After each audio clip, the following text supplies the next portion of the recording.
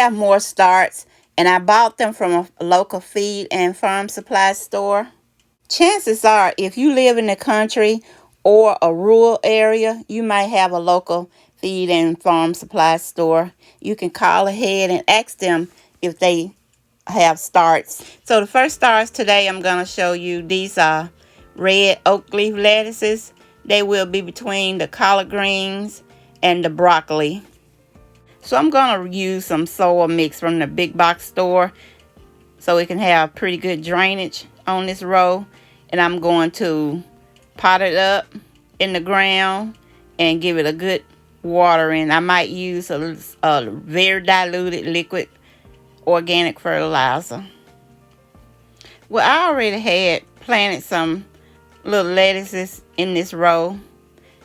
This is some of the lettuce from the salad mix.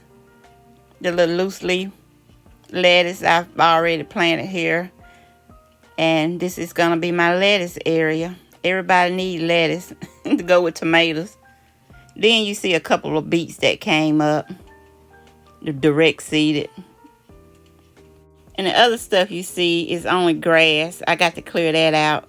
Get this lettuce row with only lettuce and a couple of beets. So now that looks okay. In a few days I'll come back to see if it need anything else. It should be doing good because it's not as hot as it was the other day. I think it's like 70 degrees and it can tolerate that. So we're going to move on over to the area that will have tomatoes in it. Hope y'all can see these. It's kind of cloudy this morning. I want y'all to see some more starts. I got 4 tomato plants. They're in this clay soil and I'm going to work on it later. But at least they out. I got to go over here and see what kind they are. So I got 2 that are Better Boy Plus. I don't know if that's a hybrid or not. Better Boys. I've heard of that, but not Better Boy Plus. Been harvesting 77 days. Full sun. So these 2 are the Better Boy Plus. They've been in the ground for like 4 or 5 days, so I think they'll do well here. And the other 2 on the other side,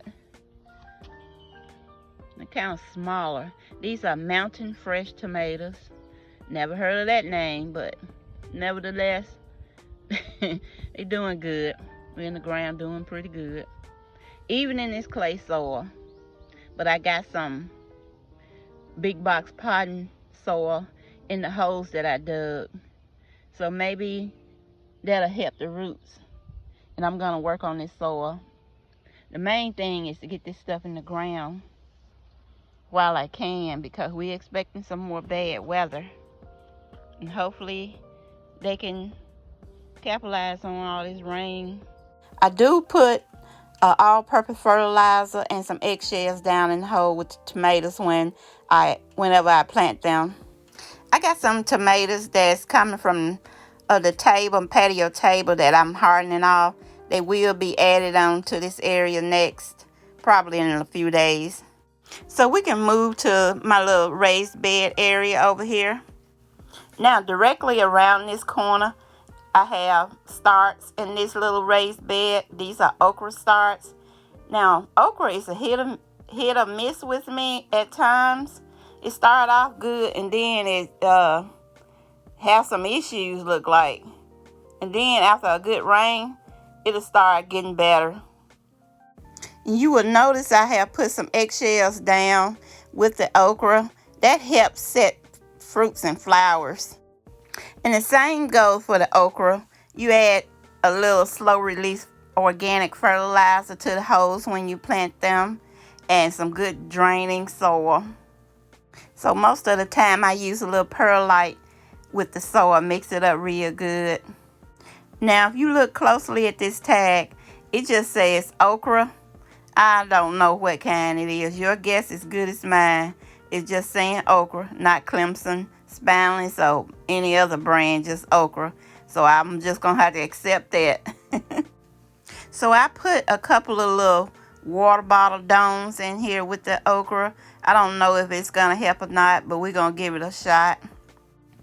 I know they've been very helpful with the brassicas. I'm not sure what they're going to do with the okra, but we're going to give them a couple days to see if they improve the okra a little bit from drooping like this.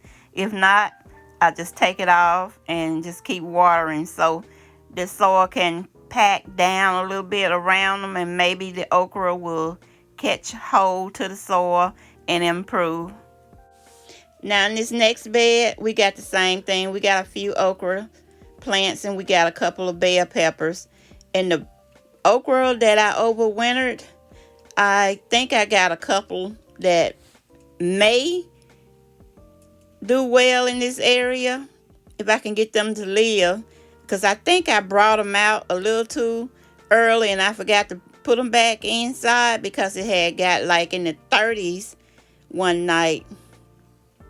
You certainly need to pay attention to the temperature because it's hot and cold. It's hot and cold. So if you leave your vegetables out and it gets below a certain temperature that the plant can survive in, you run the risk of losing that plant.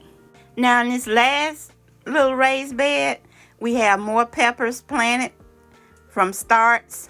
These are banana peppers, and these are the little sweet green bell peppers you seen in the other bed.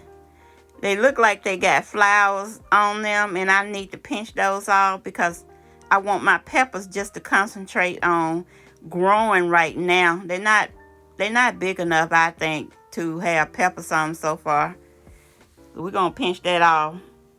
These hot banana peppers are some of my favorites. I love hot peppers. I love peppers in general. So I wanted to plan this garden out by introducing some starts.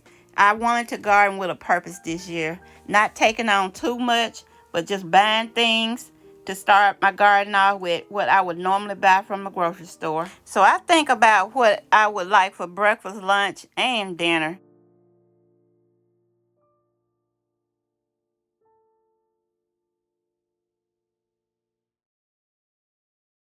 That way you can plan out what kind of starts you buy before you get to the store.